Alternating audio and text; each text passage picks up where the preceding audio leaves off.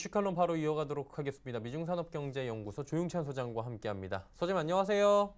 예, 안녕하십니까? 예, 일본과의 문제부터 바로 여쭤보도록 하겠습니다. 지금 일본이 경제 보복을 하고 있는 건데 일본 본토에서 경제 보복 아니다라고 말도 안 되는 소리 하고 있어요. 이게 결국엔 참의원 선거 때문이다라는 얘기가 있는데 이게 도대체 뭐기에 이 공실의 한국 문제까지 끌어들여서 이렇게까지 하는지 궁금한데 좀 설명해 주시겠습니까? 네, 일본의 참여는 상원 의원으로 보시면 맞는데요. 이번 주 일요일날 참의원 선거가 있습니다. 여기에서는 임기가 6년짜리 참의원의 절반이 교체가 되는데요. 이번에는 245명 좌석이 걸려 있다고 합니다. 헌법 개정에 필요한 정족수가 3분의 2, 그러니까 310명 정도를 확보하면 되는데요. 만약에 이번 참의원 선거에서 아베가 평화 헌법 개정이 물 건너간다면은 4선 총리의 꿈도 좌절될 위기가 있었다고 합니다. 이 때문에 일본 내에서는 가장 핫한 이슈죠. 소비세 문제 그리고 연금 문제를 덮기 위해서 가장 손쉬운 카드가 아무래도 한국을 이슈화시키는 문제였고 이 문제를 꺼내들면서 강경 보수파로부터 지지를 얻는 것도 사실입니다. 우리에게 아무래도 강경하게 맞대응하는 것은 아무래도 우리 정부가 또 강경하게 맞대응을 유도하는 것도 있게 되고요. 또 통상 마찰을 넘어서 안보 갈등으로 전선이 확대된다면은 아무래도 참여한 선거에서 유리하게 판세를 가져갈 수 있다는 아베의 의도였던 것으로 보여집니다. 현재 여론조사에서는 압승할 것으로 예상이 되지만 경제가 앞으로 더 악화될 소지가 있다는 점에서는 지금 현재 최근 들어와서는 아베의 지지율이 조금 떨어졌다는 점에서 그나마 그 경제 제재가 장기화되지는 않지 않을까 하는 희망도 가져보게 됩니다. 자, 그리고 오늘이 7월 18일이고요. 일본 정부가 강제징용공 배상 판결과 관련해서 삼국 참여중재위 구성 답변 시한일로 알려져 있습니다. 우리는 대응을 하지 않을 것으로 알려지고 있는데 일본 측은 규제 발표를 어떻게 감행할 것으로 지금 예측이 되고 있습니까? 네, 아무래도 우리 정부가 답변을 내놓지 않는다면은 1,100개 품목에 대해서 전부 규제 해제를 하는 거는 아닐 것으로 보여지고요. 아마 일부 반도체와 관련된 부품이라든지 몇몇 품목을 또 발표하지 않을까 보여집니다. 그 중에서도 실리콘 웨이퍼 같은 경우에는 우리가 수익 규모가 4억 한 7천만 달러 정도가 되는데요. 아무래도 삼성전자 같은 경우에는 시네치 화학이라든지 성코 쪽에서 수입을 해오기 때문에 아무래도 우리가 다른 쪽으로 수입선을 전환하더라도 추가적인 물량 확보에 좀 어려움을 겪을 가능성이 크기 때문에 실리콘 웨이퍼를 공략할 가능성도 있고요. 또한 플랭크 마스크라든지 리소그래픽 같은 경우도 공급 차질을 빚을 가능성이 크지만 아무래도 이 부분과 관련해서는 어느 정도 삼성전자가 준비해 놨고요. SK 같은 경우에도 한국 업체에서 공급을 받고 있기 때문에 그렇게 큰 타격은 되지는 않을 것으로 보여집니다. 이 외에도 장비 규제도 시작이 되는데요. 공작 기계라든지 첨단 소재, 화학 같은 분야에서도 아무래도 화이트 리스트에서 제외되는 쪽으로 나가지 않을까 이렇게 보여집니다. 아무래도 아베 입장에서는 참여연 선거를 앞두고서 보수표 결집뿐만 아니라 한국을 압박할 수 있는 일거양득의 효과가 될 가능성이 큰데요. 발의 시점은 아무래도 산업계의 의견을 청취한다든지 관련법 시행령을 고쳐야 되기 때문에 8월 말 정도가 돼야지 지정이 해소가 될 가능성이 크지 않을까 보십니다. 결론은 앞으로 한일 관계는 우리나라의 8.15 광복절이라든지 8월 24일 한일 군사정보 포괄 보호협정 만기 연장 여부에 따라서 긴장 관계가 또 고조될 수도 아니면 그 수면하로 가라앉을 수도 있지 않을까 이렇게 보여집니다. 근데 지금 이제 화이트리스트에서 제외한다 이 부분에 대해서 많은 분들이 좀 촉각을 곤두세우고 있는 게 사실인 것 같습니다. 만약에 이렇게 된다면 일본의 의도대로 대한민국 경제에 큰 타격을 줄 수 있는 겁니까? 네, 당초 핵심 소재 공급 중단으로 반도체 같은 경우에는 1, 2주 안에 생산 라인을 멈출 거라는 이야기들이 일본 쪽에서 많이 나왔는데요. 하지만 현재는 3, 4개월 정도는 여전히 재고 물량이 있기 때문에 여유가 있는 상황이고요. 또 수출 규제를 앞으로 2차 전기 자동차라든지 디스플레이 그리고 다른 쪽으로 확산이 되더라도 아무래도 기업들이 어느 정도 준비를 해놨다는 측면에서 큰 혼란이 있지는 않을 것으로 보여집니다. 이제 앞으로가 더 문제인데요. 우리나라나 일본 같은 경우에는 공업 생산액에서 GDP에서 차지하는 비중을 보면은 우리나라가 35%로 여전히 높고요.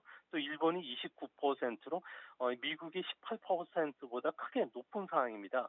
뭐 한일 모두 북미 선진국처럼 경제 소프트화 비율이 낮기 때문에 그런데요. 이 때문에 그 무역 전쟁이 넘어서 경제 전쟁이 확대됐을 경우에는 아무래도 모두가 피해를 입을 수밖에 없지 않을까 보여집니다. 아베 입장에서는 한국 주력 산업인 반도체뿐만 아니라 한국 경제에 타격을 줘서 정부와 재계의 관계를 견쇄시킬 뿐만 아니라 나아가 친일 정권 교체로 하는 게 목적인 만큼 앞으로 그 추가 규제와 관련된 이야기들을 계속 꺼내겠지만 우리나라가 그 80년대, 90년대와 같은 그런 그 낮은 수준의 그 경제 국가가 아니라 세계 정상의 레벨이기 때문에 앞으로 일본의 규제가 가할수록 소재나 부품의 국산화율이 더 빨라진다는 점에서 오히려 한편으로는 주식시장에도 호재가 될 가능성이 있지 않을까 보여집니다.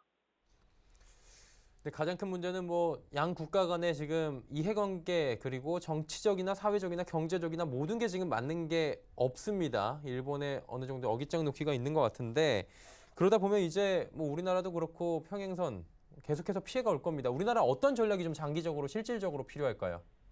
네, 일본 같은 경우에는 한일 간의 그 경제 전쟁이 벌어진다면 우리나라로부터 연간 250억 달러의 그 무역 흑자가 사라지게 되고요. 국제 여론뿐만 아니라 도쿄 올림픽에도 악영향을 미칠 가능성이 크다고 합니다.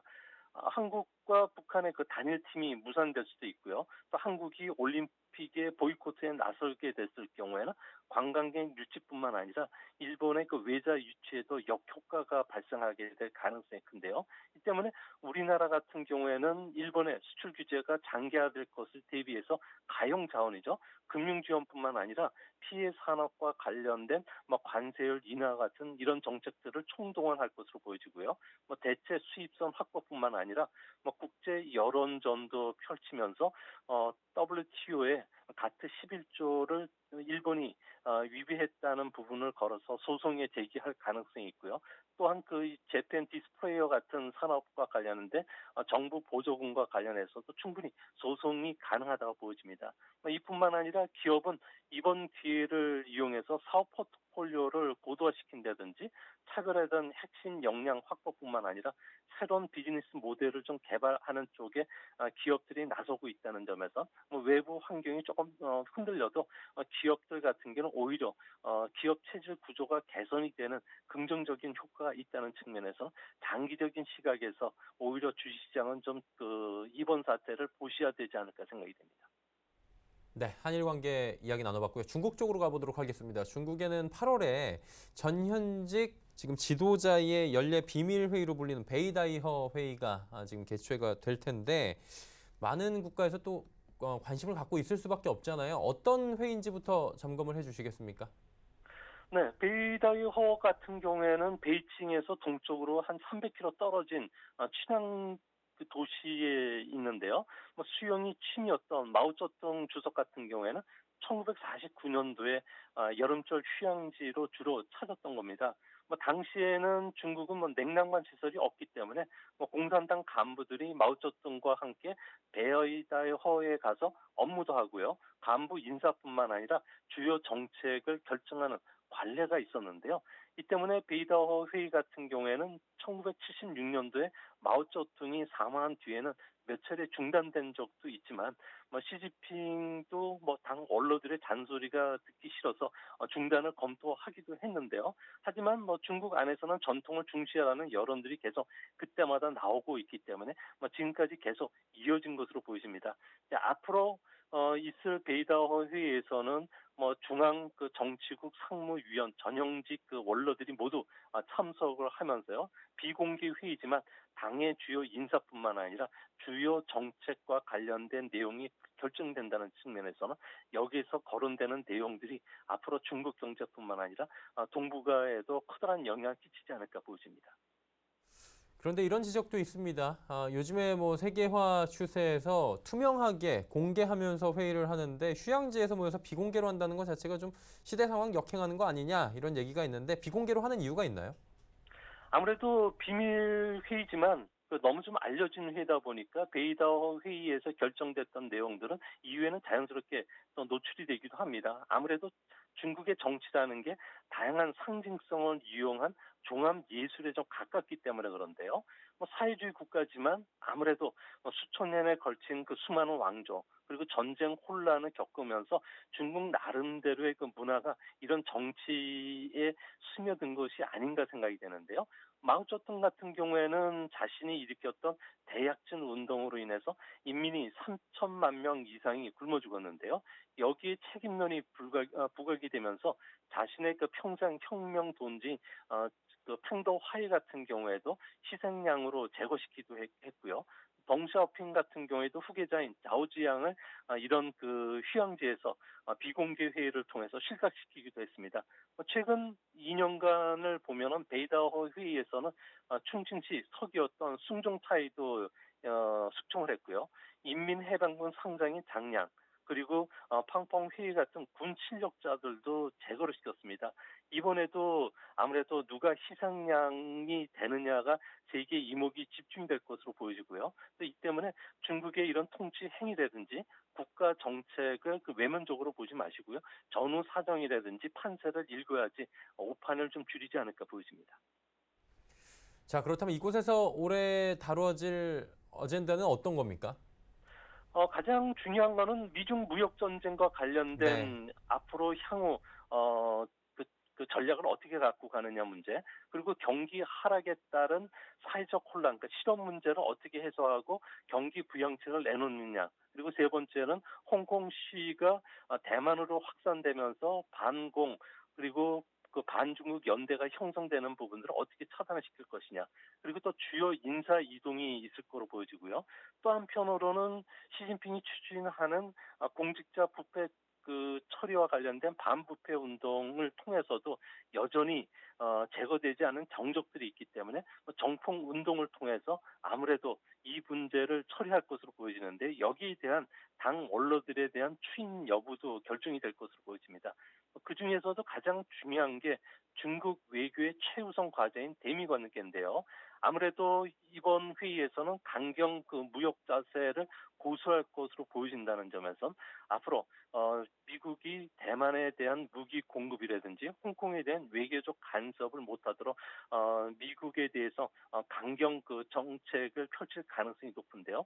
이렇게 된다면은 앞으로 시진핑이 그 트럼프에게 약속했던 대규모 농산물 수입 재개가 어려워지면서 무역과 관련된 제4차 관세도 부과가 될 수 있다는 점에서 이번에 좀 주의 깊게 살펴보셔야 되지 않을까 생각이 됩니다. 네. 그 홍콩 얘기 잠깐 해 주셨는데 이 부분이 결국에는 지금 시진핑 국가 주석이 미중 간의 무역 분쟁에서 어느 정도 굴욕 외교 얘기가 나오고 있는 상황에서 홍콩까지 지금 대규모 시위로 한번 물러섰기 때문에 어느 위상에 흠집이 나지 않았을까 이런 얘기가 나오는데 이 부분은 어떨까요? 네, 중국에서는 공식 석상에서는 물론이고 네. 사석에서조차 이 밖으로 꺼내지 말아야 될 금기어가 있는데요. 그 중에 육사 천안문 사태, 그리고 학생들에 대한 발포, 무력 진압 단어 같은 경우는 30년 동안 금기어가 됐었습니다. 하지만 이번 베이다어 회의에서는 이런 금기어가 강제 호출이 된다고 하는데요. 아무래도 미국과의 무역 전쟁, 홍콩 문제와 관련해서 시 주석을 중심으로 한 그 왕위닝, 뭐 류어 같은 인물들이 정세 분석을 잘못하고 판단도 잘못했고, 그리고 대응도 엉성하게 했다고 비판이 지금 쏟아지고 있기 때문에 그렇습니다. 당 원로뿐만 아니라 당내 다수파인 그 좌파들 같은 경우에는 홍콩 사회 혼란을 천안문 사태를 방불케 하는 이런 그 문제로 보고 있고요. 또한 대만과 홍콩의 반공, 반중국 연대 움직임에 아무래도 당 지도부에 대한 실망이 상당히 크다고 합니다. 이 때문에 홍콩을 담당하고 있는 중국의 상무위원이죠. 한정 부총리, 그리고 당 선전 선동을 담당하고 있는 설 오이 왕윤희, 그리고 미중 무역 협상에서 중국의 좌절을 안긴 뉴욕 부총리 같은 경우에는 책임론 속에 정적 위상도 크게 추락할 것으로 보여지고요. 이 때문에 시 주석과 관련된 아무래도 그 후계자 문제들이 거론이 될 가능성이 크기 때문에 앞으로 이번 회의를 통해서 중국 내 정정 불안이 확대될지 아니면 수면 하에로 가라앉을지 판단할 수 있는 기준이 되지 않을까 보여집니다. 그리고 홍콩도 문제지만 지금 대만 부분도 그렇잖아요. 대만에서도 하나의 중국 원차이나 구호가 작아지고 있다라는 얘기가 나오고 있습니다. 내년 1월에 총통 선거까지 앞두고 있다고 하는데 저희가 뉴스 볼 때 좀 주목할 부분이 있습니까? 네, 대만의 그 트럼프를 꿈꿨던 그 폭스콘의 그 고타밍 전 회장 같은 경우에는 국민당 총통 선거에서 낙선을 했는데요. 아무래도 중국이 적극적인 지지 하에서 당선될 줄 알았는데 의외로 흑수저 출신 한꺼워라고 하는 가오슝 그 시장한테 패했습니다.